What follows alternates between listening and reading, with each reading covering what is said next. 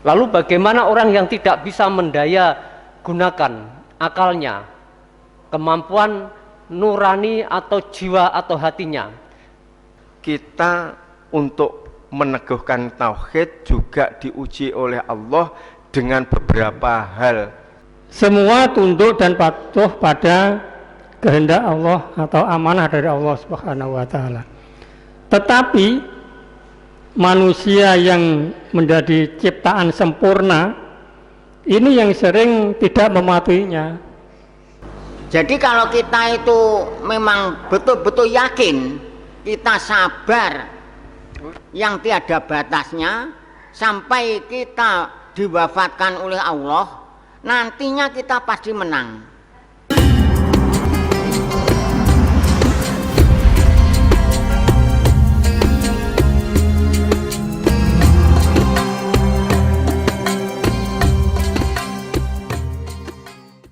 Assalamualaikum warahmatullahi wabarakatuh.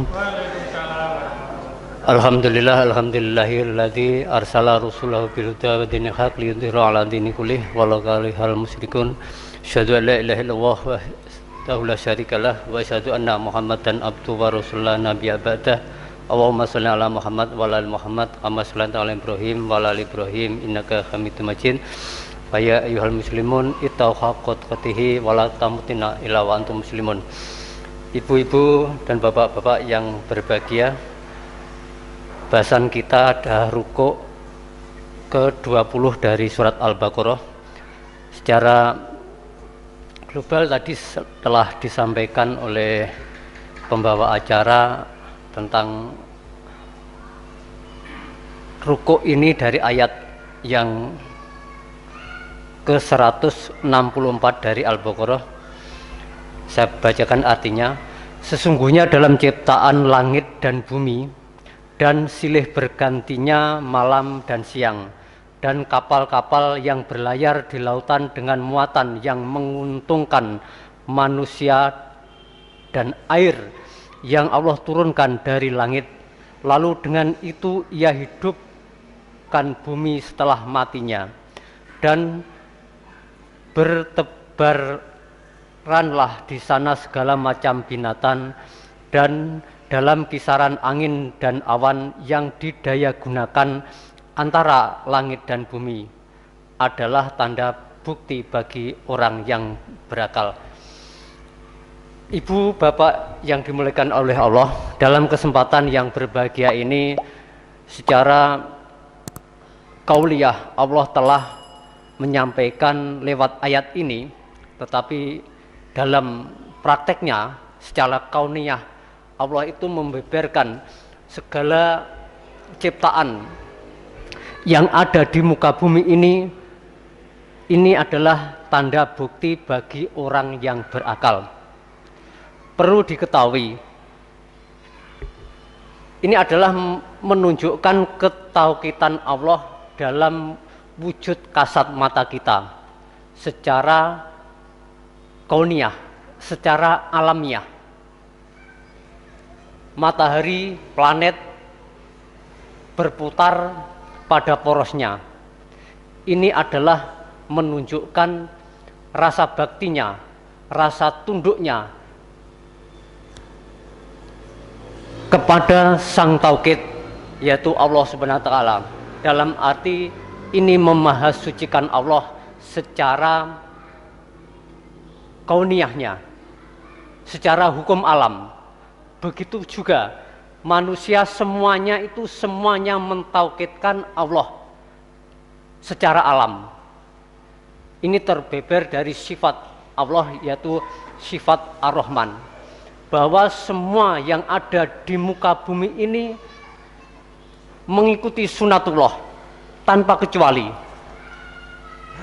Ada beberapa ayat yang dinyatakan secara qauliyah Allah, insya Allah ada sekitar 5 dari awal surat Al-Hadid, Jum'ah, Ashab, dan 2 lainnya telah di sana disampaikan. Sabaka lillahi ma fis samawati wal ardi wa huwal azizul hakim. Telah bertasbih apa-apa saja yang ada di langit dan di bumi. Ini menunjukkan tauhid Allah dalam wujud alamiah. Begitu juga manusia, hewan atau tumbuhan semuanya mentauhidkan ilahi tanpa kecuali. Ini terbeber dari sifat Ar-Rahman Allah. Di situ manusia semuanya mentauhidkan secara alamiah. Tetapi di akhir ayat ini dikatakan adalah tanda bukti bagi orang yang berakal. Ini istimewa. Istimewanya orang berakal itu siapa? Ini di sifat Ar-Rahim Allah. Hanya orang-orang yang mentauhidkan ilahi secara Ar-Rahim Allah itu adalah yang menunjukkan, yang bisa menunjukkan itu. Terbukti itu hanya dilakukan oleh orang yang senantiasa beriman. Lalu bagaimana orang yang tidak bisa mendaya gunakan akalnya, kemampuan nurani atau jiwa atau hatinya? Tadi sudah disampaikan oleh pembuka bahwa apabila kita tidak bisa mendaya gunakan apa yang diberikan oleh Allah dengan iman kita, di sana dikatakan manusia itu diciptakan dalam sempurna.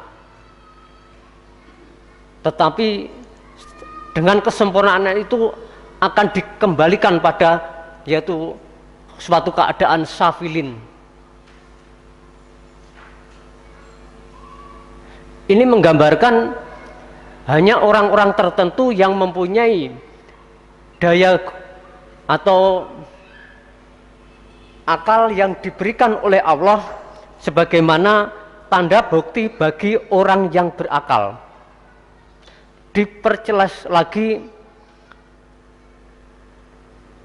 wal asri innal insana lafi kusr illal ladzina amanu wa amilus solihati wa tawasau bil haq wa tawasau bis sabr. Orang yang tidak bisa mendayakan imannya atau akalnya, semuanya manusia itu dalam keadaan rugi tanpa kecuali. Di situ disebutkan ilal ladzina amanu, kecuali bagi orang-orang yang beriman. Jadi orang-orang di sini orang-orang yang beriman yang bisa mendaya gunakan akalnya sehingga ia bersyukur kepada Allah. Dengan imannya itulah ia mentauhidkan Allah. Wa tawasau bil haq wa tawasau bis sabr, dan saling menasihati tentang hak dan sabar. Ada dua item atau antara hak dan sabar ini digandengkan. Antara iman, hak dan sabar ini tidak bisa dipisahkan. Iman, amal soleh, lalu menasihati hak dan sabar. Kalau kita kemarin telah disampaikan bahasan tentang sabar. Sabar ada dua macam, yaitu sabar ala maksiat dan sabar ala taat. Manusia dalam keyakinannya yaitu iman kepada Allah yang diikuti dengan perbuatan baik, lalu dengan kesabaran ia mampu menjauhi segala maksiat, segala larangan, segala apapun yang di situ tidak diperbolehkan oleh Allah, yaitu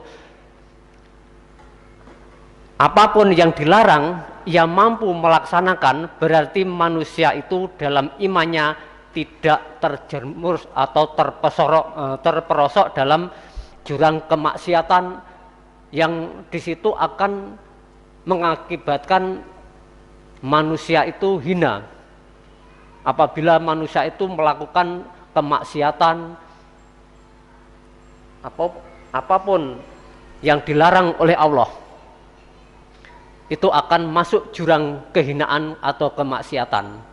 Lalu kesabaran yang kedua telah disampaikan oleh Bapak Muskanan tempo kemarin, yaitu sabar alat taat. Disinilah yang membedakan orang iman itu akan mencapai kenaikan dalam mentauhidkan ilahi. Dengan melaksanakan taat kepada Allah, apapun yang diperintah oleh Allah, amal baik yang diperintah oleh Allah berupa sholat, zakat, puasa, haji, ini akan membawa perubahan peningkatan kepada jiwa yang lebih tinggi. Ini membawa perubahan. Dengan begitu, dengan hak itulah manusia bisa mencapai kesempurnaan sebagaimana yang dicontohkan oleh Rasulullah Muhammad SAW menjadi akhlak yang tinggi. Begitu juga kita sebagai umatnya, dan mudah-mudahan kita senantiasa bisa mengikuti sunnah-sunnahnya dan nanti digolongkan menjadi umatnya. Itu harapannya, bukan hanya sekedar mudah-mudahan kita nanti mendapatkan syafaat. Syafaat itu dimulai dari sekarang ini. Kita mengikuti sunnah-sunnahnya, senantiasa bersolawat atas Rasul dan senantiasa mengikuti sunnahnya. Itulah yang dinamakan syafaat sejak di dunia ini. Ini menggambarkan bahwa ketauhidan Allah itu kita tunjukkan dalam kita membaca secara kauniyah Allah, yaitu membaca alam atau tadabbur alam istilahnya, dengan menganalisa bahwa tumbuhan itu juga memahasucikan Allah dengan caranya.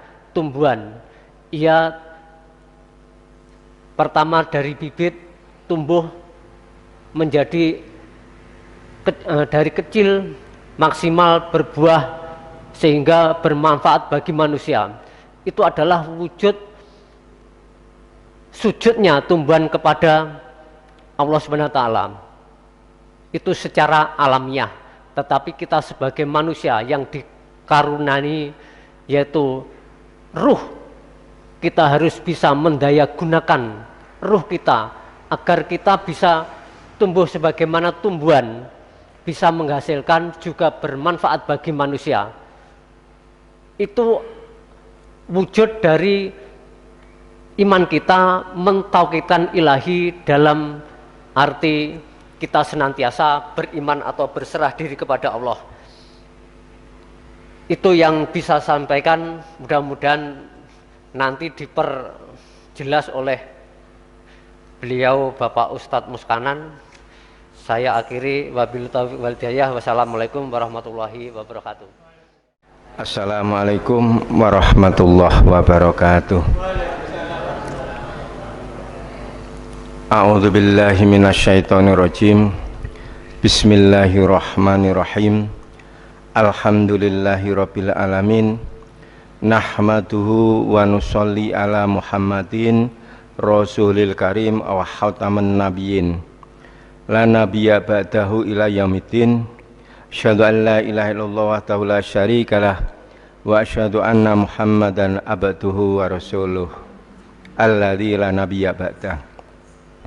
Pada bapak-bapak, ibu-ibu peserta tadabbur Al-Quran di sore yang berbahagia ini, saya mendapat giliran untuk menyampaikan apa yang saya ketahui, apa yang saya pahami mengenai dari rukuk yang ke-20 surat Al-Baqarah, yang di situ diberi judul Tauhid Pasti Menang. Ini kalau kita bicara tauhid, mungkin kita bisa membayangkan atau kebalikan dari tauhid, yaitu kemusyrikan. Untuk itu, sebelum kita membahas dari rukuk yang ke-20, saya awali, kita buka dari ayat 72 Di situ disebutkan a'udzubillahi minasyaitonirrajim, bismillahirrahmanirrahim, dari surat Al-Ahzab. Inna aradnal amanata 'alas samawati wal ard wal jibali fa'ayna ayyahmilnaha wa asfaqna minha wa hamalahal insan innahu kana dhuluman jahula, yang artinya sesungguhnya kami menawarkan amanat kepada langit dan bumi dan gunung, tetapi mereka menolak untuk tak setia kepada itu amanat, dan mereka takut terhadap itu amanat. Dan sebaliknya, manusia tak setia kepada itu amanat, sesungguhnya manusia itu senantiasa dolim dan bodoh. Bapak-bapak, ibu-ibu, para peserta tadabbur, di sini untuk mengawali saya sebutkan bahwa alam berupa langit dan bumi itu sangat setia terhadap amanat yang diberikan oleh Allah Subhanahu wa Ta'ala.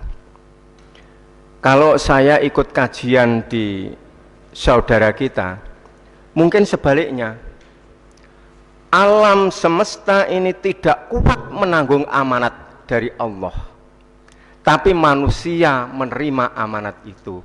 Kalau kita terima dari keterangan dari saudara-saudara kita tentang kelompok lain. Di sini disebutkan, sesungguhnya kami menawarkan amanat kepada langit dan bumi dan gunung, tetapi mereka, langit, bumi, dan gunung, menolak untuk tak setia, berarti sangat setia terhadap amanat Allah Subhanahu wa Ta'ala. Dan mereka takut terhadap amanat itu, takut untuk tidak setia. Dan sebaliknya, manusia tak setia kepada itu amanat, sesungguhnya manusia itu senantiasa dolim dan bodoh. Buktinya, sejak diciptakannya langit, sejak diciptakannya matahari dan bumi, setiap pagi matahari mesti terbit dari sebelah timur. Sejak diciptakannya matahari, tidak pernah beliau matahari itu ingkar atas amanat Allah, yaitu selalu setiap pagi itu memunculkan dirinya di sebelah timur dan tenggelam di sebelah barat. Itu sejak diciptakannya sampai sekarang. Itu. Inilah setianya langit dan bumi dan alam. Begitu setianya terhadap amanat, air itu selalu mencari tempat yang lebih rendah. Itu. Inilah alam, begitu setianya terhadap amanat Allah Subhanahu wa Ta'ala. Bukti setianya tumbuh-tumbuhan terhadap Allah Subhanahu wa Ta'ala, sejak diciptakannya Lombok, sejak dulu sampai sekarang yang namanya Lombok itu selalu menghasilkan rasa pedas. Itulah amanat yang diberikan oleh Allah kepada alam. Gak pernah sampai ingkar, sekali-sekalilah Lombok itu manis atau pahit. Itulah amanat yang diemban oleh alam, oleh tumbuhan. Tadi disampaikan oleh Pak Asadi, amanat yang diberikan oleh hewan kepada hewan oleh Allah. Meskipun gajah itu besar, dia juga penguasa di hutan, dia dinas oleh Allah, kamu makanannya hanyalah tumbuh-tumbuhan, tidak pernah meri ingin rasanya daging dan lainnya. Itu. Inilah setianya hewan terhadap Allah, mengemban amanat dari Allah Subhanahu wa Ta'ala. Begitupun pula harimau, walaupun dia itu menjadi raja di hutan, makanannya cukup daging, tidak boleh buah-buahan. Dia setia terhadap amanat Allah supaya dia hanya makan daging. Itulah manusia. Ayat selanjutnya, dia selalu menolak, tidak mampu mengemban amanat dari Allah Subhanahu wa Ta'ala. Itu karena jahilnya, bodohnya. Itu. Surat Al-Ahzab ayat 72. Itu untuk mengawali pembahasan kita dari rukuk yang ke-20 dari surat Al-Baqarah. Di situ disebutkan sesungguhnya dalam ciptaan langit dan bumi dan silih bergantinya malam dan siang dan kapal-kapal yang berlayar di lautan dengan muatan yang menguntungkan manusia dan air yang Allah turunkan dari langit, lalu dengan itu ia hidupkan bumi setelah matinya, dan bertebaranlah di sana segala macam binatang, dan dalam kisaran angin dan awan yang didaya gunakan antara langit dan bumi adalah tanda bukti bagi orang yang berakal.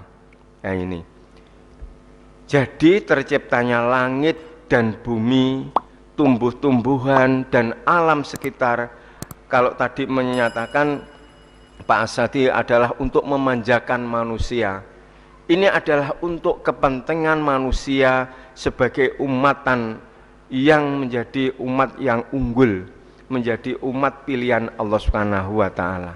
Ini makanya dari semua sarana-sarana tadi untuk manusia bagaimana mentauhidkan Allah Subhanahu wa Ta'ala.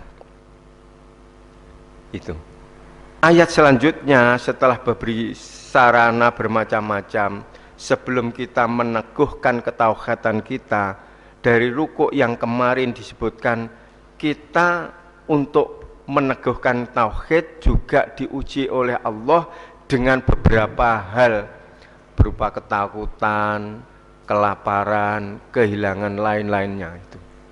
Itu untuk meneguhkan ketauhidan kita. Namun ayat selanjutnya, ayat 265, namun sebagian manusia ada yang mengambil tandingan untuk disembah selain Allah. Ini. Namun sebagian manusia ada yang mengambil tandingan untuk disembah selain Allah, diutamakan, lebih utama atau disepadankan dengan Allah Subhanahu wa Ta'ala. Yang mereka mencintai barang itu, sesuatu seperti itu, seharusnya mencintai Allah. Yang mereka cintai seperti mereka seharusnya mencintai Allah. Ini. Adapun orang yang beriman, mereka lebih besar cintanya kepada Allah, dan sekiranya orang zalim melihat, tatkala mereka melihat siksaan, bahwa kekuatan itu semuanya kepunyaan Allah, dan Allah itu yang maha dahsyat dalam siksaan. Tadi saya sampaikan bahwa lawan daripada tauhid adalah kemusyrikan. Ini. Kalau kita diberi pelajaran, diajari oleh Imamuz Zaman Mirza Ghulam Ahmad bahwa kesirikan yang menimpa manusia itu ada 3 macam. Syirik lahiriah atau syirik yang nyata, yang betul-betul menyembah, menandingi, menyamakan sesuatu yang disembah, yang seharusnya yang disembah itu adalah Allah. Dia menyembah selain Allah atau makhluknya Allah Subhanahu wa Ta'ala, berupa benda-benda, berupa makhluknya Allah, seperti yang dilakukan oleh agama Nasrani itu menganggap bahwa Isa adalah anak Allah, dianggap sebagai Tuhan. Orang Yahudi menyembah Uzair adalah anak Allah, disembah sebagai anak Allah, menjadi Tuhan. Ini adalah makhluk Allah, disamakan, yang seharusnya mereka menyembah Allah atau menyembah yang lainnya, ketakhayulan, menyembah batu dan lain sebagainya. Itu adalah benda-benda ciptaan Allah Subhanahu wa ta'ala. Ini adalah syirik yang nyata, yang lahiriah. Yang kedua yaitu syirik yang tersembunyi, yang masih di dalam hati, yang tadi disampaikan oleh Bapak Ali Sadikin, bahwa orang taklid, orang patuh sepenuhnya membabi buta terhadap penguasa atau pimpinan, dia akan lemah, dia akan terpuruk, atau dia akan jatuh tanpa ada pengaruh pimpinan atau tadi sebutkan adalah rohib atau ulama. Kalau kita bicara masalah ulama, sebetulnya ulama itu dibagi menjadi dua, yaitu memang betul-betul ulama. Yang pertama, ulama warasatul anbiya, ulama yang mewarisi ajaran-ajaran para nabi, yaitu yang disampaikan oleh Rasulullah Muhammad SAW. Setiap 100 tahun Allah akan menurunkan para walinya, para ulamanya yang menjadi warasatul anbiya, para mujaddid. Itulah ulama yang kita harus mengikuti. Yang kedua adalah ulama ulama yang jahat, ulama yang dia tidak diangkat oleh Allah tapi diangkat oleh manusia. Yang kita mengikuti itu secara taklid, secara membabi buta, itulah yang membuat orang itu jatuh dalam kesyirikan yang siri, yang di dalam batin. Itu dia taklid, mengikuti sepenuhnya, tidak memandang itu benar atau salah. Kalau itu pimpinan mereka atau ulama mereka, dia akan jatuh, dia akan terpolsok, dia akan celaka. Ini menjadi syirik. Syirik yang ketiga yaitu syirik yang orang itu berkembang sampai sekarang ini, orang tak terasa bahwa itu kita terjatuh di dalam kesyirikan, yaitu menyembah diri sendiri.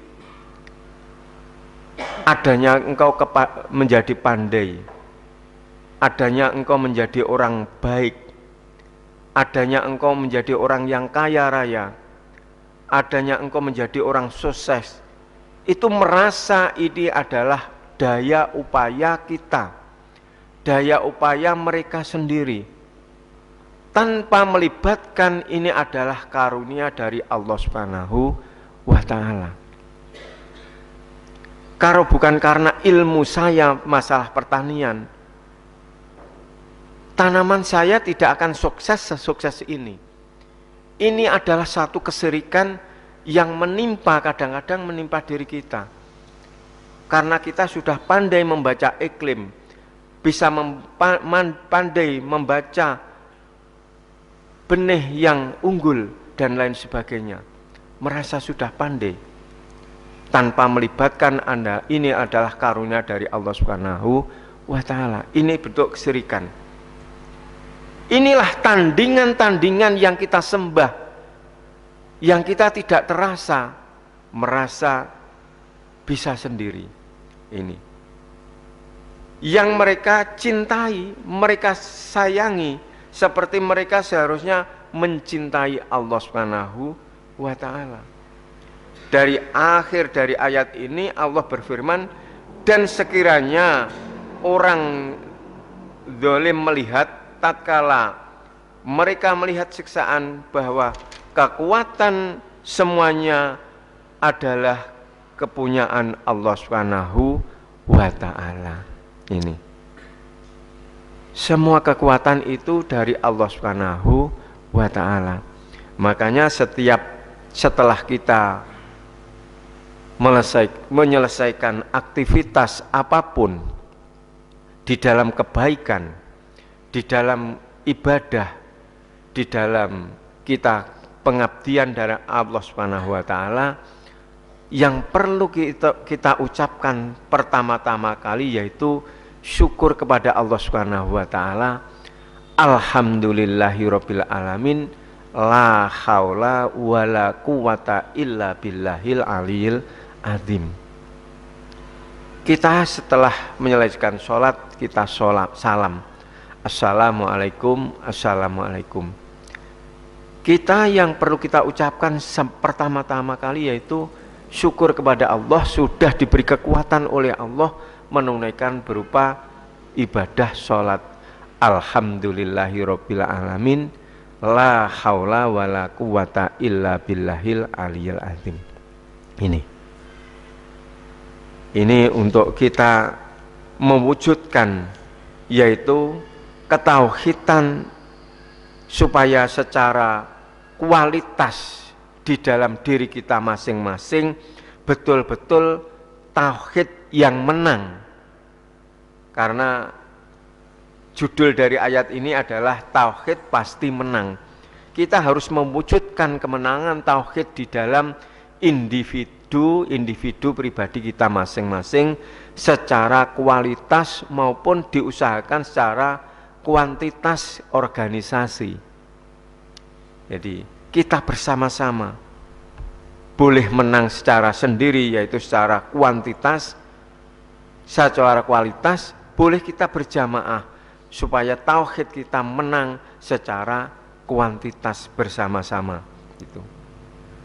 Supaya tidak ada secara kita kembali kepada tauhid yang murni tanpa menyekutukan Tuhan secara lahiriah, secara nyata atau secara tersembunyi, secara batiniah. Kita tidak akan menjadi penyesalan di dalam ayat yang 166.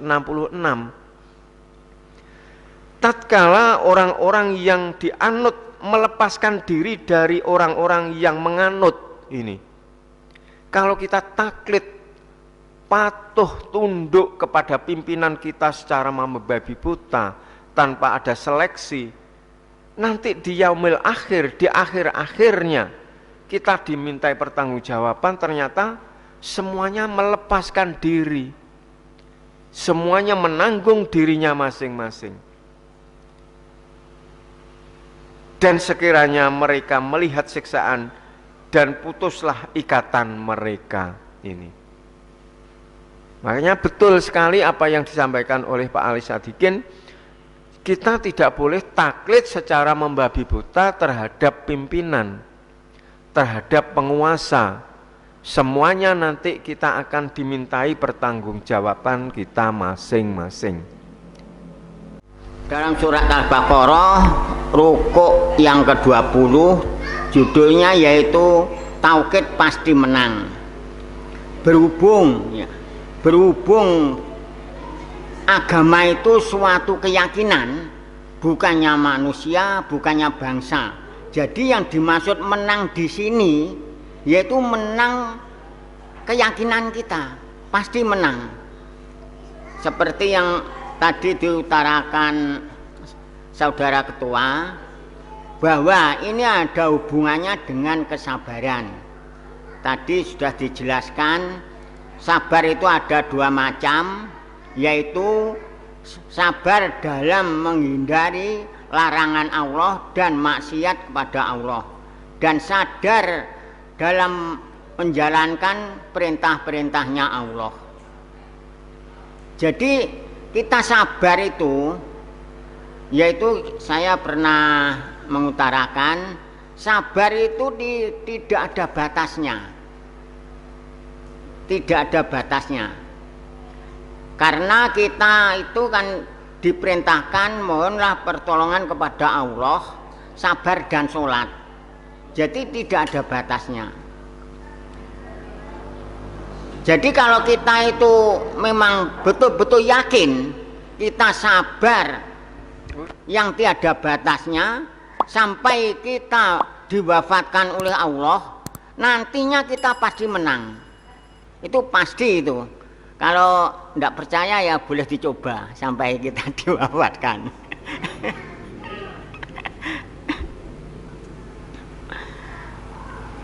Nah, menang itu bukannya kita itu secara jasmani, bukan.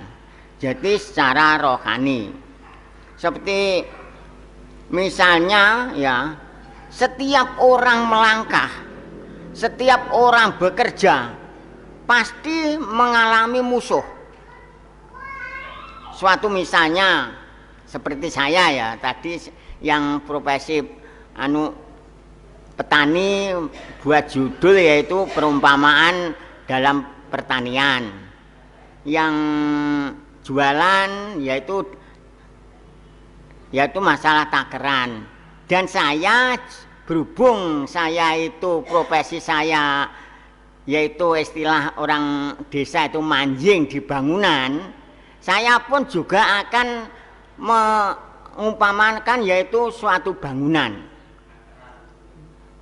Nah di situ kita tidak boleh sabar itu dibatasi 2 tahun, 3 tahun sampai 4 tahun. Kalau dibatasi, padahal kita diperintahkan sholat itu adalah sampai kita diwafatkan. Berarti kita sabar itu juga sampai kita diwafatkan oleh Allah. Jadi ibarat ya, seandainya dibatasi kita pasti akan melemahkan atau menghapus, yaitu sabar dalam surat Al-Baqarah ayatnya 45. Kan di situ mohonlah pertolongan kepada Allah, sabar dan sholat. Dan kalau kita mengambil yaitu suatu misal, yaitu suatu bangunan, yaitu kita bisa melihat dalam surat 61 ayatnya 4. Sesungguhnya Allah menyukai orang-orang yang berperang di jalan Allah dalam barisan seakan-akan mereka itu bangunan yang kokoh. Jadi kita itu perang itu bukannya kita itu kan agama itu suatu keyakinan. Jadi perang itu dengan keyakinan kita. Tiap kita melangkah pasti ada musuhnya. Jadi suatu bangunan yang kokoh itu suatu susunan bangunan ya. Jadi seandainya bangunan itu ada pondasi, ada tembok, ada belandar, ada reng, bahkan di atas sendiri atap. Nanti kalau itu dihapus salah satu, bangunan pasti roboh. Suatu misalnya pondasinya dihapus, ya itu nanti bangunannya pasti roboh, tidak kuat. Suatu misalnya temboknya dilubang-lubangi, akhirnya bangunan juga tidak bisa kokoh, pasti akan runtuh. Bahkan yang di atas sendiri atap, seandainya sampai dihapus, dilepas, itu juga tidak jadi rumah, akhirnya tidak bisa ditempati. Ya mesti bocor itu. Suatu misalnya kalau kita menganggap itu suatu bangunan. Dan musuhnya juga ada. Musuhnya orang di bangunan itu. Yaitu suatu misalnya di dalam surat 38 ayatnya 37 dan 38. Surat 38 ayatnya 37 dan 38.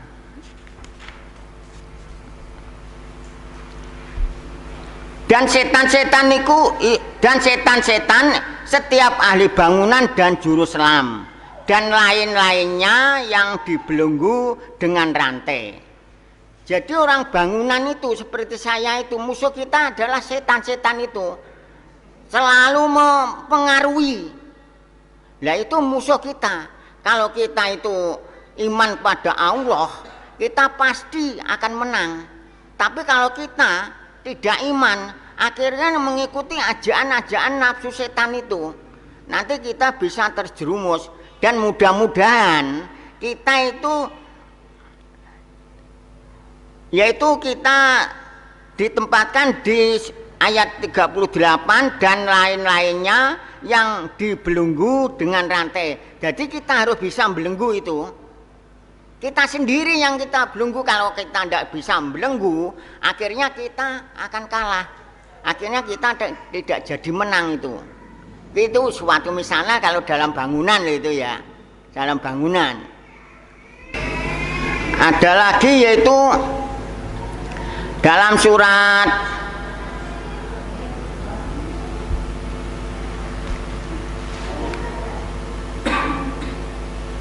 dalam surat 23 ayatnya 111, sungguh pada hari ini aku memberi balasan kepada mereka karena kesabaran mereka, sungguh mereka itulah orang-orang yang memperoleh kemenangan.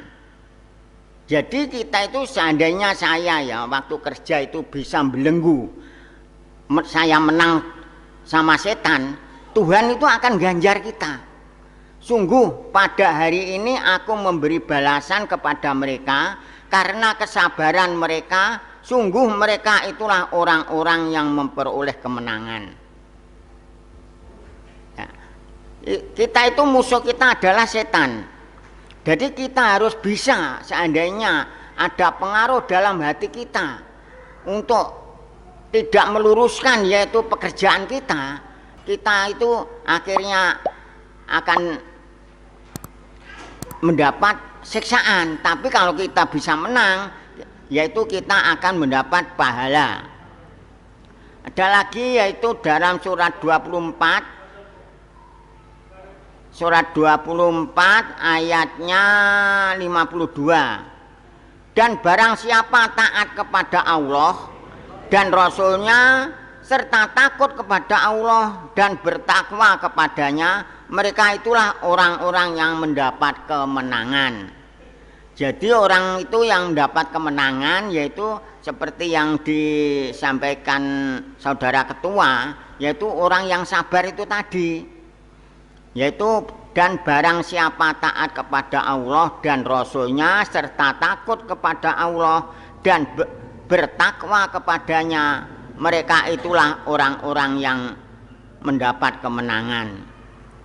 Jadi kita itu kalau kita itu bisa sabar untuk menghindari yaitu larangan Allah dan menghindari maksiat kepada Allah. Yang kedua yaitu sabar dalam menjalankan apa yang diperintahkan Allah, ya itulah kita akhirnya bisa dikatakan kita yang menang. Kalau kita tidak bisa sabar seperti itu tadi, kita yang akhirnya dikatakan kita itu kalah. Jadi supaya kita beruntung, ya, kita itu harus selalu iman kepada Allah, sujud kepada Allah, rukuk kepada Allah, dan nyembah kepada Allah. Ini juga diterangkan dalam surat 22 ayatnya 77. Wahai orang-orang yang beriman, rukuklah, sujudlah, dan sembahlah Tuhanmu, dan berbuat kebaikan agar kamu beruntung. Jadi kita itu kalau mau taat pada Allah, tunduk kepada Allah, kita akan beruntung. Akhirnya kita sesuai dengan tema Rukuk 20 tadi, yaitu tauhid pasti menang. Ini bisa dibuktikan. Di surat Al-Mu'minun itu kita diharuskan memenuhi amanat dan janji untuk bisa menjadi pewaris surga. Ya di situ kan yang ya sering saya katakan kan itu dalam surat Al-Ma'arij juga ada seperti itu. Waladina hum li amanatihim wa ahdihim ra'un. Waladina hum li yakati fa'ilun. Yaitu orang yang jujur dalam kesaksian mereka. Waladina hum ala sholatihim yuhafidun. Yaitu orang yang tetap setia menjalankan sholat. Ulaika fi janatim mu'ramun. Yaitu orang yang masuk surga terhormat. Padahal untuk masuk surga kan harus memenuhi amanat dan janji. Nah, saya tanyakan tadi dengan bahwa manusia itu tidak bisa menempati janji, itu terus bagaimana gitu loh dengan ayat ini tadi. Padahal kita harus memenuhi amanat dan janji. Ketika Allah akan menciptakan manusia, itu diprotes oleh malaikat. Ya Tuhan, apakah kamu akan membuat makhluk ciptaan yang akan merusak bumi? Kira-kira begitu ya? Yang akan menumpahkan darah. Apakah kamu akan menciptakan makhluk yang akan menumpahkan darah di muka bumi ini? Tapi tujuan Allah menciptakan manusia adalah untuk menjadi khalifah, pemimpin, mengatur di muka bumi ini agar ciptaan Allah alam semesta ini menjadi lebih baik, karena memang sudah disiapkan keseimbangannya oleh Allah Subhanahu wa Ta'ala. Tetapi seperti yang tadi kita bahas panjang lebar, ternyata manusia itu melupakan amanah dari Allah Subhanahu wa Ta'ala. Bahkan ciptaan-ciptaan yang lain seperti gunung, batu, pepohonan, dan semua binatang itu ciptaan-ciptaan yang atau makhluk-makhluk yang sangat patuh setia pada amanah dari Allah Subhanahu wa Ta'ala. Seperti binatang yang makannya tumbuh-tumbuhan, mereka tidak protes kenapa tidak diberi daging, dan sebaliknya binatang-binatang yang makannya daging juga tidak protes karena tidak pernah darah tinggi. Barangkali begitu ya. Ini semua untuk keseimbangan alam. Kalau kita melihat misalnya raja hutan singa ngejar kerbau untuk dimakan, kelihatannya sadis dan mengerikan. Tetapi itu proses menjaga keseimbangan alam menurut hukum Allah Subhanahu wa Ta'ala. Alam sudah ada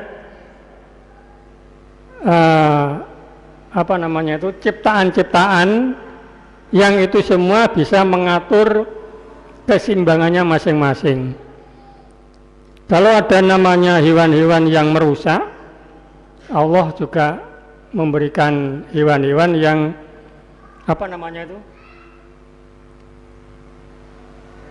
predator. Ada banyak tikus, Allah menciptakan burung hantu, Allah menciptakan ular dan lain sebagainya.